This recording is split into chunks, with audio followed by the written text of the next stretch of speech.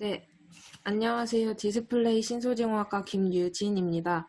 발표를 시작하겠습니다.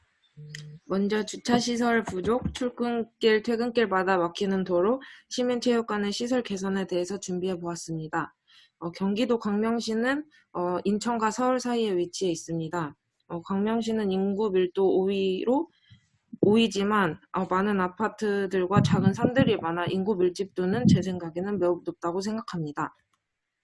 제가 살고 있는 동네는 경기도 광명시 중의 하안동으로 주공아파트 단지에 거주하고 있습니다. 첫 번째 문제로는 주차시설의 문제입니다. 왼쪽 사진에는 제가 살고 있는 5단지 주차장의 모습이고 오른쪽은 2단지 주차장의 모습입니다. 하안동 아파트들은 모두 도미노식으로 돼 있으며 두 대 아파트당 하나의 공용 주차장을 사용하고 있습니다. 차량이 매우 많아서 저녁 시간에는 주차할 장소가 마땅하지 않고 이면 주차한 차량들을 많이 볼 수 있습니다. 이면 주차 때문에 문콕과 같은 차량들끼리 기스가 많이 나는 경우가 많고 그런 경우가 종종 생기게 됩니다. 왼쪽은 4단지 아파트 앞 주차장이고 오른쪽은 하안사거리 골목 사진입니다.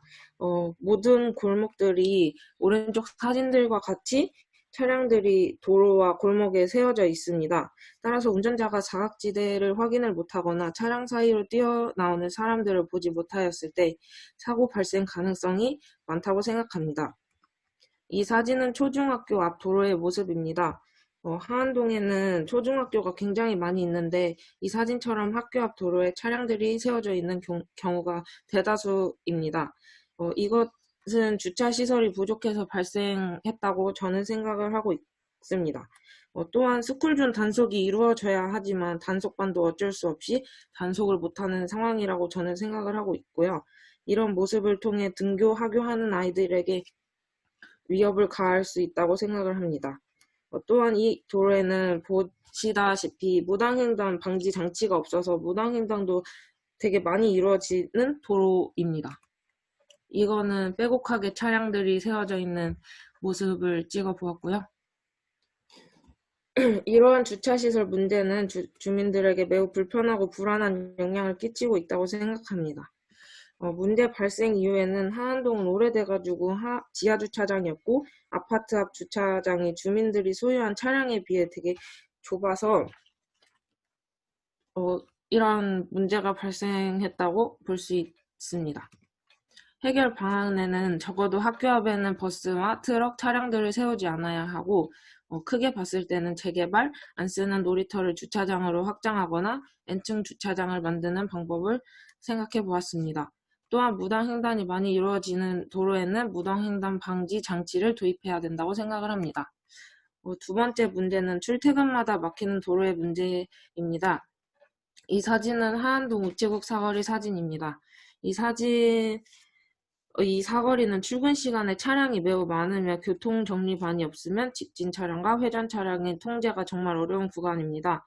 또한 3차선 도로이지만 버스 때문에 거의 2차선으로 이용되는 모습도 볼 수 있습니다. 이 사진은 철산역 앞 삼거리 사진입니다.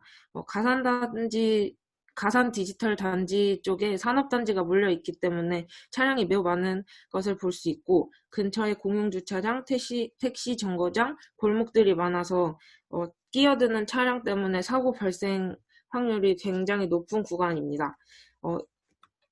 이 사진은 하안사거리 버스 정류장 앞 도로 사진입니다. 제 생각에는 가장 혼잡하고 차량이 매우 많은 구간이라고 생각을 합니다. 왜냐하면 여기는 산업단지 쪽으로 가는 도로이지만 차선이 매우 좁아서 이런 문제가 발생을 했다고 생각합니다. 버스 때문에 3차선은 2차선, 2차선은 1차선으로 거의 이용되고 차량들이 굉장히 많아 이 사진처럼 횡단보도까지 침범하는 경우도 종종 볼 수 있습니다. 이러한 상황들은 사고 발생률을 높게 만들고 출퇴근마다 차가 막혀 불편함을 느끼게 합니다. 실제로 서울까지 20분이면 가는데 1시간이 넘게 걸리는 경우도 종종 발생합니다. 이런 문제가 발생한 이유에는 인구 밀도에 비해 차선이 많지 않아서인 것 같습니다. 또한 서울의 집값이 비싸 외곽으로 몰려 출근하기 좋은 상권의 경기도 광명시가 위치해 있기 때문에 차량들이 굉장히 많다고 생각합니다.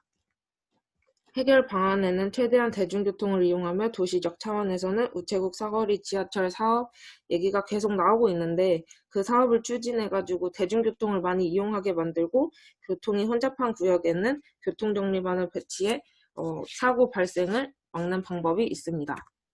세 번째는 시민체육관의 시설 개선입니다. 이 사진은 실내체육관 앞 공터 모습인데요. 왼쪽에는 보드를 타는 사람들의 모습, 오른쪽에는 거울 앞에서 춤을 추는 학생들 또는 배드민턴을 치는 사람들의 모습을 많이 볼 수 있는데요. 그리고 이 사진은 트랙을 도는 사람들과 반려동물과 산책을 하는 사진입니다. 트랙에는 사람들이 매우 많이 몰려있는 것을 볼 수 있고 오른쪽에는 반려동물과 산책을 하러 이곳에 오는 모습을 볼 수 있습니다. 이 사진은 체육관 외곽에 가로등이 부족하거나 불이 들어오지 않는 모습입니다. 이 사진을 찍었을 때 실제로 굉장히 어두웠는데 오른쪽 사진들과 같이 아이들이 그네를 타며 놀 수 있는 모습을 볼 수 있었습니다. 이 사진은 체육관 바로 옆 둘레길과 안터생태공원의 모습입니다. 이 두 공간은 외곽에 있어 사람들이 잘 다니지 않는 공간입니다. 그래서 트랙에 사람들이 몰리는 경향도 없지 않아 있다고 생각합니다. 이 문제를 개선해야 한다고 생각하는 이유는 경기도 광명시 주민들의 건강한 삶과 자기 개발을 위해서입니다. 감염병 사태 이후에도 이곳에 사람들이 많이 운동을 하는 모습을 볼 수 있고 실제로 아까 그 사진을 찍었을 때 경기도 광명시에 하루에 코로나 감염자가 6명이나 발생했는데도 불구하고 많은 사람들이 이용하는 모습을 볼 수 있었습니다. 그래서 이곳에서 사람들이 더 많이 이용을 하고 더 좋은 공간이 되었으면 좋겠다고 생각을 하였습니다. 또한 반려동물과 함께하는 공간, 보드를 타는 공간, 자전거, 배드민턴을 칠 수 있는 공간이 따로 있었으면 사람들이 더 많이 이용을 할 것이라고 생각을 합니다. 분명 체육관에 빈 공간이 많다고 생각하는데 이를 활용하지 않는 것이 약간 아쉬웠습니다. 개선 방안으로는 공터에 자기 개발을 할 수 있는 공간을 만들고 체육관 외곽 부근에 가로등 개선, 산책로를 꾸며 더 많은 공간을 활용하는 방법을 생각했습니다. 또한 춤 연습을 할 수 있는 공간을 실내 체육관에 구비를 하거나 반려견과 함께하는 전용 공원도 만들면 사람들이 더 많이 이용을 할 것이라고 생각합니다. 이상으로 발표를 마치겠습니다.